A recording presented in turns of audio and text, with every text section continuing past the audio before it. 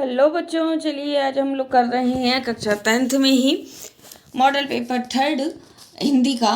इसके अंदर मैं आप लोगों को थर्ड मॉडल पेपर के अंदर आप लोगों को देखिए एक एक क्वेश्चन करवाना पॉसिबल नहीं होता है बच्चों, लेकिन आप लोगों के लिए वीडियो बहुत इंपॉर्टेंट रहेगा क्योंकि मैं आप लोगों को जो छोटे क्वेश्चंस हैं उनके आंसर तो बताऊंगी ही, लेकिन इसके साथ साथ में मैं आप लोगों को पेपर में कौन सा क्वेश्चन वेरी इंपॉर्टेंट है, मतलब इस पेपर में मॉडल पेपर थर्ड में आप लोगों के लिए बोर्ड की परीक्षा से संबंधित कौन सा क्वेश्चन बहुत इंपॉर्टेंट है ये बताऊंगी। इसके साथ ही जो ऐसे कौन सा अच्छा है, इंपॉर्टेंट है परीक्षा की दृष्टि से वो, और उसके अलावा पत्र कौन सा तैयार करना है आप लोगों को बिल्कुल बढ़िया तरीके से, और बाकी क्वेश्चंस हैं जिनको आप लोगों को पढ़ना है 1 से 2 बार 3 बार, लेकिन बहुत से ऐसे क्वेश्चंस होते हैं जो वास्तव में परीक्षा की दृष्टि से बहुत इंपॉर्टेंट होते हैं और आने वाले होते हैं। वही क्वेश्चन, उन क्वेश्चन को आपको रट्टा लगा लेना है कि नहीं ये क्वेश्चन तो हमें बिल्कुल ही नहीं छोड़ना है और इन क्वेश्चंस को हमें बिल्कुल अच्छी तरीके से रट लेना है, इन एसेज को, इन पत्रों को, इन विज्ञापनों को। तो वो बताने वाली हूँ, इसलिए बिना स्किप किए वीडियो देखिएगा। पीडीएफ भी आप लोगों को अवेलेबल रहेगी, कहाँ से आप पीडीएफ प्राप्त कर सकते हैं ये भी मैं आपको बता दूंगी। और देखिए जो आप लोगों के पास में अपठित गद्यांश है बच्चों वो आप पढ़िए, क्योंकि मैं बहुत आराम से चलाऊंगी इसको। कबीर के ऊपर कबीर का लिखा हुआ पूरा पूरा अपठित पद्यांश है कि कबीर ने समाज में रह करके किस तरीके से कार्य किया हुआ है। ठीक है, तो इसमें देखिए आपके पास में जो 4 के 4 टॉप है ना, उपयुक्त गद्यांश का उचित शीर्षक लिखिए। तो कबीर का समन्वयवाद, सांप्रदायिकता, कबीर का व्यक्तित्व और कर्मकांड, ये 4। तो सांप्रदायिकता कर्मकांड ये नहीं होगा, कबीर का समन्वयवाद या कबीर का व्यक्तित्व इन दोनों के ऊपर है। तो कबीर का व्यक्तित्व नहीं है बच्चों, क्योंकि इसमें कबीर के व्यक्तित्व को नहीं बता रखा कि वो हार्ड थे, उनका व्यक्तित्व कैसा था, सरल थे, साधारण थे, कैसे थे। उनका पूरा पूरा समाज का बता रखा है, उन्होंने किस तरीके से लोगों के ऊपर काम किया, दलित समाज के ऊपर काम किया। ठीक है, और आडंबर का किस तरीके से विरोध किया। तो ये जो है, इसलिए उपयुक्त गद्यांश का उचित शीर्षक बताया गया है। तो यहाँ पर आपके पास में जो आएगा कबीर का समन्वयवाद, ये आंसर आएगा। कबीर किस भक्ति मार्ग का प्रसार करते थे, क्वेश्चन दूसरा। तो इसके अंदर आएगा आपके पास में निर्गुण आंसर बच्चों, ये देखिए निर्गुण आंसर। ठीक है, कबीर ने हिंदू मुस्लिम के मध्य दृष्टिकोण अपनाया, समन्वयवादी, वो दोनों में एकता स्थापित करना चाहते थे। कर्म, सेवा, अहिंसा एवं निर्गुण मार्ग के पक्षधर थे। कौन? कबीर। ठीक है, यहाँ पर हम कबीर के बारे में ही पढ़ रहे हैं तो यहाँ पर कबीर ही आया है। तुलसी, कबीर, सूरदास, मीराबाई, अगर ये दोनों आता तुलसीदास और कबीरदास और यहाँ पर तुलसीदास का भी आता तो आपके पास में दोनों ही आंसर होते हैं, लेकिन यहाँ पर केवल कबीर के ऊपर ही आधारित है पूरा गद्यांश, इसलिए कबीर ही आंसर आएगा। ठीक है, कबीर ने अपने ज्ञान का उपदेश किस भाषा में दिया था। तो कबीर का ज्ञान का आंसर आम बोलचाल की भाषा में। वैसे फिर भी मैं आपको एक बात बताती हूँ, यहाँ पे आम बोलचाल की भाषा नहीं होती, सधुकड़ी भाषा होती है, तो यहाँ पर सधुकड़ी आंसर आता बच्चों। ठीक है, क्योंकि कबीर की भाषा को सधुकड़ी भाषा भी बोला जाता है, ये भी मैं आपको बता देती हूँ। आम बोलचाल की भाषा, अगर यहाँ पर आम बोलचाल की भाषा ना होकर के सधुकड़ी भाषा होता तो सधुकड़ी भाषा आता। ठीक है, अब आपके पास में देखिए जो पद्यांश दे रखा है उसमें देखिए पद्यांश का। ठीक है, फूलों की राह पुरानी है, सूलों की राह नई साथी, सुमनों के पथ पर चरणों के कितने ही चिन्ह पड़े होंगे, लालायित फिर भी चलने को कितने ही चरण खड़े होंगे, पर गैल अछूती सूलों की जो चूमे वही जवानी है, जो लहू सींच कर बढ़ते हैं उनका ही कूच रवानी है।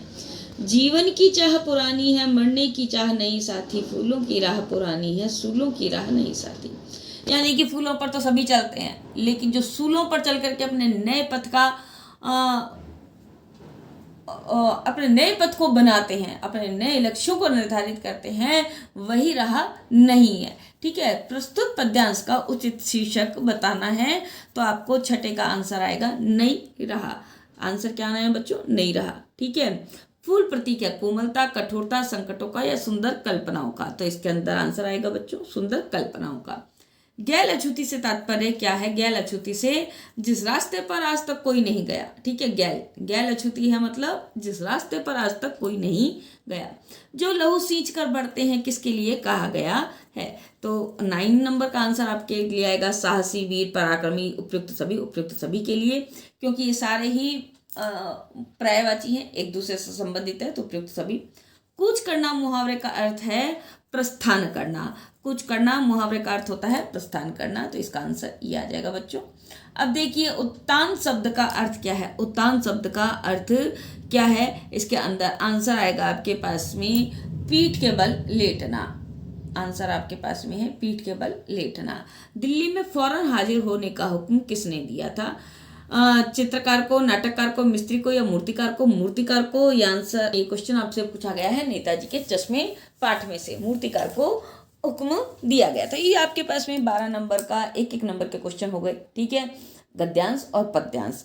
अब हम करते हैं आगे। देखिए सेक्शन ए में ही, सेक्शन ए बहुत इंपॉर्टेंट है आप लोगों के लिए, ध्यान रखिएगा परीक्षा की दृष्टि से। ठीक है, अब आपके पास में ये आते हैं। देखिए व्यक्तियों के नाम में संज्ञा होती है व्यक्तिवाचक, जो सर्वनाम निकटस्थ अथवा दूरस्थ व्यक्ति का पदार्थ की और निश्चित संकेत करते हैं। यहाँ देखिए निश्चित आ गया, तो सर्वनाम निश्चयवाचक सर्वनाम। ठीक है, तुलना की दृष्टि से विशेषण की 3 अवस्थाएं होती हैं। रमेश पुस्तक पढ़ता है वाक्य में क्रिया है सकर्मक। सकर्मक क्यों है क्रिया, ये भी मैं आपको बताती हूँ। क्योंकि रमेश पुस्तक पढ़ता है, यहाँ पर कर्म आ गया है बच्चों, पुस्तक कर्म है। कर्म किसके ऊपर हो रहा है, पुस्तक पर। ठीक है, क्रिया से आंसर पूछा जाए क्या क्या पढ़ता है, तो आता है आंसर आपके पास में क्या या कौन। तो आंसर अगर आपके पास में आ जाता है तो पुस्तक। ठीक है, क्या पढ़ता है तो पुस्तक आंसर आया, इसलिए आपके पास में सकर्मक क्रिया है।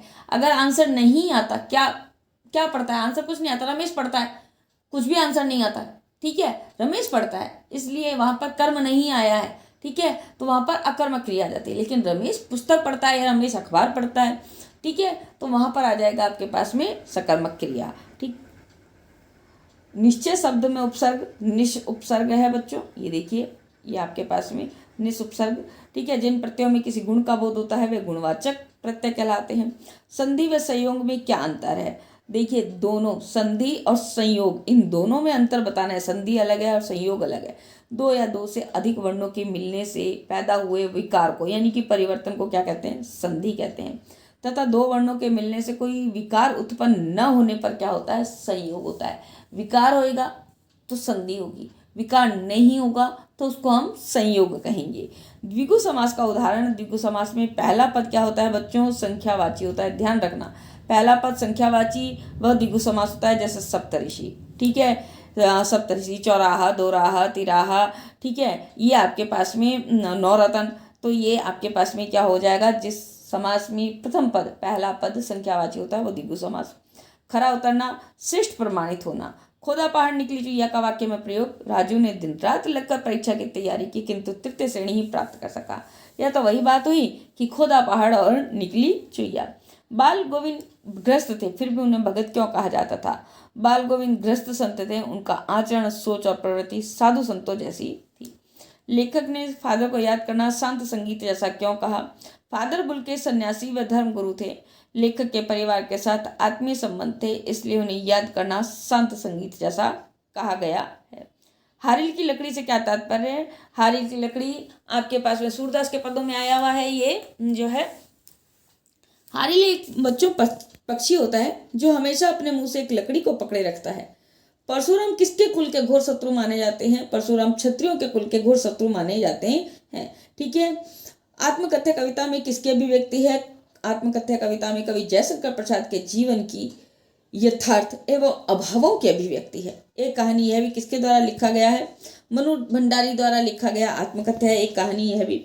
अखबारों के पन्ने किस बात को लेकर के रंग गए थे, ये क्वेश्चन है आपके पास में नेताजी के चश्मे पाठ से। तो अखबारों के पन्ने जॉर्ज पंचम की कठिन नाक पर होने वाली बहसों को लेकर के रंग गए थे।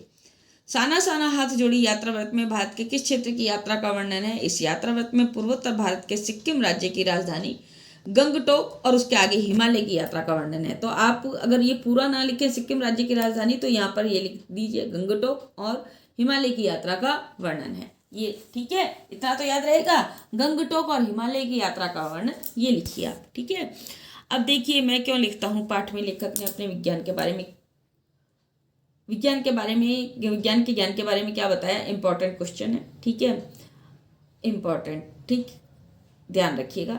नार्गे ने धर्म चक्र की क्या विशेषता बताई है, ये भी इंपॉर्टेंट है क्वेश्चन। कठोर हृदय समझे जाने वाली विचलित क्यों उठी, ये भी इंपॉर्टेंट है। 3 क्वेश्चन। क्रियावाच्य किसे कहते हैं? अट नहीं रही कविता के आधार पर फाल्गुन ऋतु के, अट नहीं रही है कविता, ये आपको काव्य सौंदर्य याद कीजिए इसका, ठीक है, काव्य सौंदर्य याद कर लीजिए आप, तो आप इसका क्वेश्चन का आंसर कैसे भी करके लिख सकते हैं। नवाब साहब के व्यक्तित्व छोड़ दीजिए, बच्चे की दंतुरिन मुस्कान का, ये बिल्कुल इंपॉर्टेंट क्वेश्चन है आपके पास में। कन्यादान कविता में बेटी को अंतिम पूंजी क्यों कहा गया है? इंपॉर्टेंट क्वेश्चन है बच्चों, ठीक है। सेनानी ना होते हुए भी चश्मे वाले को लोग कैप्टन क्यों कहते थे? इम्पॉर्टेंट है, क्योंकि सेनानी ना होते हुए भी कैप्टन को चश्मे वाले को कैप्टन इसलिए कहते थे क्योंकि वो उसकी जो देशभक्ति थी वो नेताजी के प्रति, सुभाष चंद्र के प्रति बहुत ज़्यादा व्यक्त होती थी। वो उन बिना चश्मे वाली मूर्ति को जब देखता था तो उसके मन की देशभक्ति जाग उठती थी कि नहीं, मेरे नेताजी ऐसे नहीं हो सकते, बिना चश्मे वाले नहीं हो सकते। तो वो अपने जो चश्मा था वो चश्मा बेचने का कार्य करता था, तो वो नए नए चश्मे रोजाना लगा दिया करता था, इसलिए उनको कैप्टन कहा जाता था, ठीक है। फादर की उपस्थिति देवदार जैसी क्यों लगती थी? इंपॉर्टेंट है क्वेश्चन, करिएगा आप लोग, ठीक है। लेखिका के व्यक्तित्व की कोई 3 विशेषताएं, बिल्कुल इंपॉर्टेंट, ठीक है, ये इंपॉर्टेंट है आपके पास में। अब आपके पास में देखिए तुलसीदास का जीवन परिचय एवं कर्तृत्व, रामवृक्ष बेनीपुरी का जीवन व्यक्तित्व और परिचय। तो यहाँ पर मैं आप लोगों को बता दूं बेटा, दो नंबर के आपके पास में अलग अलग आने हैं। तो तुलसीदास और रामवृक्ष बेनीपुरी, ठीक है, इनके अंदर आप लोगों को पूरा ही करना पड़ेगा, क्योंकि एक कवि आएगा और एक आपके पास में लेखक आना है। लेकिन फिर भी मैं आपको रामवृक्ष बेनीपुरी ना करें तो ज़्यादा उचित रहेगा। मैं आपको इसके अंदर के और एक और वीडियो बना करके बताऊंगी कि आपको कौन से राइटर्स ज़्यादा इम्पोर्टेंट रहेंगे। मैं आपको बता देती हूँ, तुलसी, देव, सूरदास, या तो ये तीनों छोड़ दीजिए और मतलब या तुलसीदास कर लीजिए एक तरीके से, ठीक है, जन्म मृत्यु और इनकी रचनाएं जो हैं वो कर लीजिए।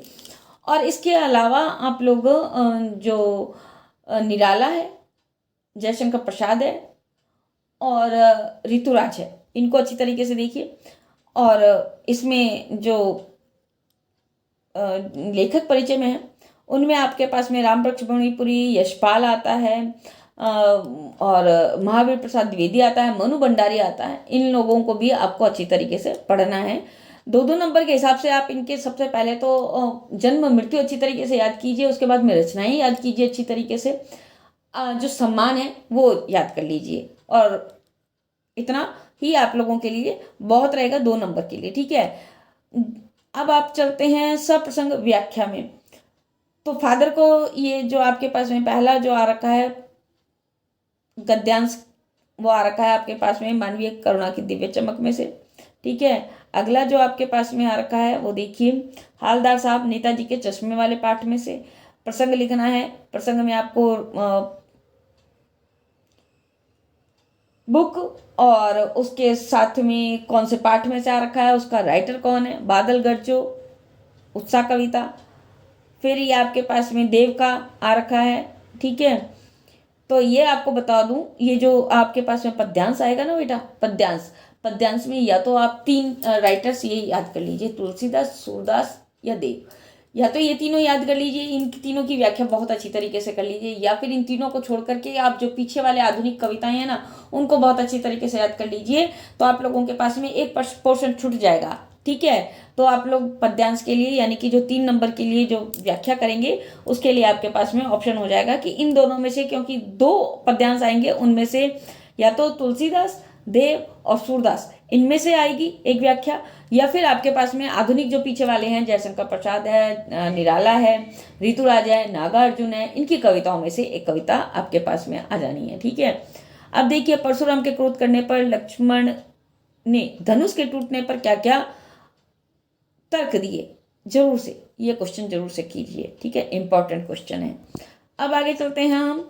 नवाब साहब ने अपने खानदानी रईस होने का भाव किस प्रकार प्रकट किया, लखनवी अंदाज व्यंग के आधार पर बताइए। शीला अग्रवाल कौन थी, इसमें से आपके पास में इंपॉर्टेंट क्वेश्चन है ये वाला, ठीक है, ये वेरी इंपॉर्टेंट है, ये करिए।